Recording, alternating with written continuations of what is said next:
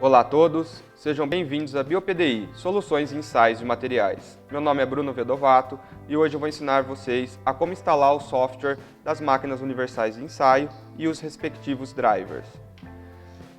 Os arquivos são disponibilizados pela BioPDI em .rar. Aqui temos o arquivo mbuild.biopdi, que é o nosso software, e os drivers .rar referentes ao equipamento. Primeiro, vamos extrair os arquivos. Vamos extrair na área de trabalho mesmo ou na pasta em que o usuário quiser. Extraindo os arquivos, temos aqui a pasta, temos duas opções, mbuild.biopdi, onde temos apenas o executável do software, e temos o MyInstaller, onde vamos instalar primeiro o software. Vale ressaltar que o executável ele é um arquivo separado do arquivo de instalação do software. Temos aqui a opção setup.exe. Clicamos com o botão direito e executamos como administrador. E automaticamente o software iniciará a instalação. E automaticamente será iniciada a instalação do software. Selecionamos a pasta onde o software será instalado. É importante ressaltar que o software deverá ser instalado no Windows 10 por conta das atualizações de drivers.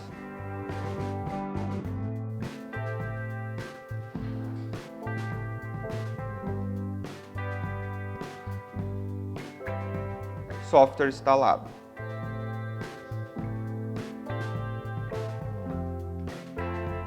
Após a instalação do software, vamos na aba Pesquisar e digitamos mbuild.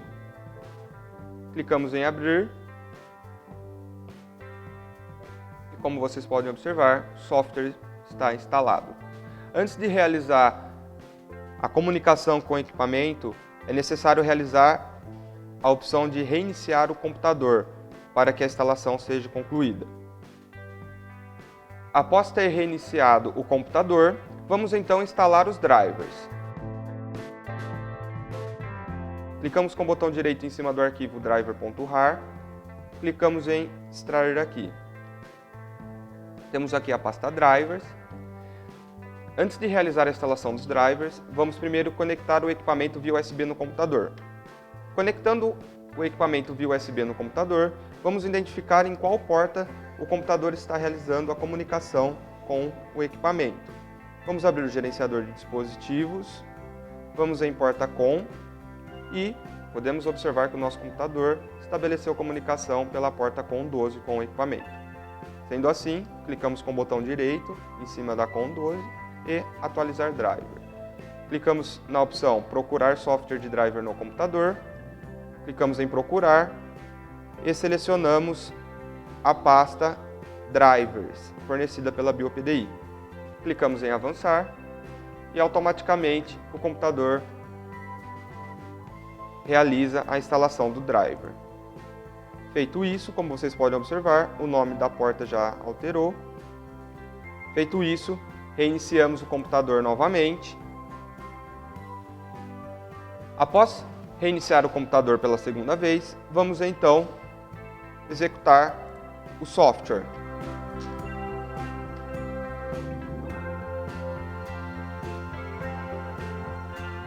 Selecionamos a porta no software em que o computador estabeleceu comunicação com o equipamento, cuja porta em que instalamos o driver, a COM 12, e aguardamos.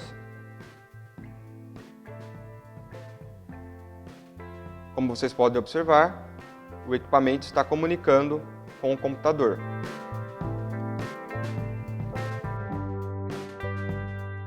Após realizar a primeira comunicação, abrimos a aba Parâmetros e verificamos se os valores digitais estão oscilando. No caso, o primeiro campo da última coluna e o terceiro campo. Dessa forma, observamos que a conexão entre o computador e o equipamento está estabelecida corretamente. Na parte superior, temos aqui dois indicadores, posição, onde esse indicador mostra a posição em que o movimentador do equipamento está em relação à posição zero. E temos o indicador de força. No caso aqui, ele está variando de acordo com a célula de carga que está sendo utilizada.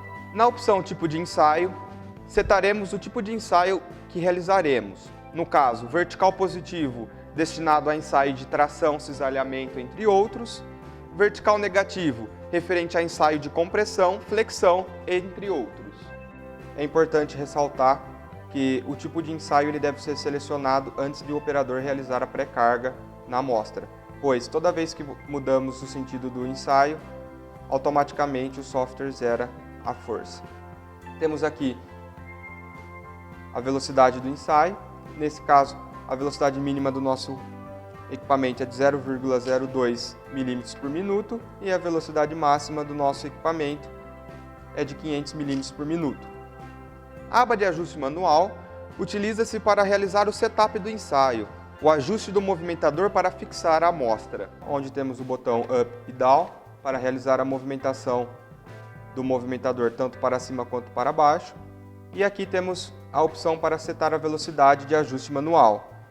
A velocidade mínima também, de 0,02 milímetros por minuto, e a velocidade máxima de 500 milímetros por minuto.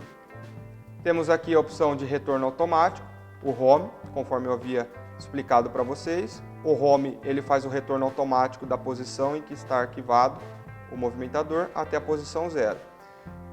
Enquanto ele estiver fazendo esse retorno automático, se o operador quiser parar essa operação, ele pressiona Stop e o movimentador para na posição em que estiver. Temos aqui a opção de parada automática. Nessa aba temos as opções de parada de queda de força. A opção de parada de queda de força ela é em porcentagem, de acordo com a carga máxima atingida no ensaio. Parada de força máxima, esse valor é descrito de acordo com a célula de carga utilizada. No nosso caso, uma célula de carga de 5.000 newtons, por isso que a nossa força máxima é de 5.000 newtons. O equipamento não ultrapassará esse limite. Parada de deslocamento. Nessa opção, o operador seta o valor de deslocamento em que ele quer que o ensaio seja desligado. Por exemplo, o operador seta a parada por deslocamento e coloca o valor de 10 milímetros por minuto. Nesse caso, quando iniciar o ensaio, ao atingir 10 milímetros de deslocamento na amostra, o ensaio será parado. Pausa de deslocamento. A opção de pausa de deslocamento é similar à parada de deslocamento, porém nessa opção o ensaio apenas é pausado e o operador poderá retomá-lo. Área de seção do corpo de prova. Nessa área é inserido os dados da amostra a ser ensaiada: espessura, largura, comprimento. Temos aqui para corpo de prova retangular, para tubo e para cilindro. Reta de intersecção. Na reta de intersecção temos o offset e o ganho da reta. O offset já é pré-estabelecido de 0,2%, porém o operador poderá alterar esse valor. O ganho da reta, o valor padrão no software é 0. Aqui o operador irá inserir o valor de acordo com a curva em que ele obterá no ensaio realizado. Extensômetro. Na aba de extensometria, temos o canal do extensômetro 1 e o canal do extensômetro 2.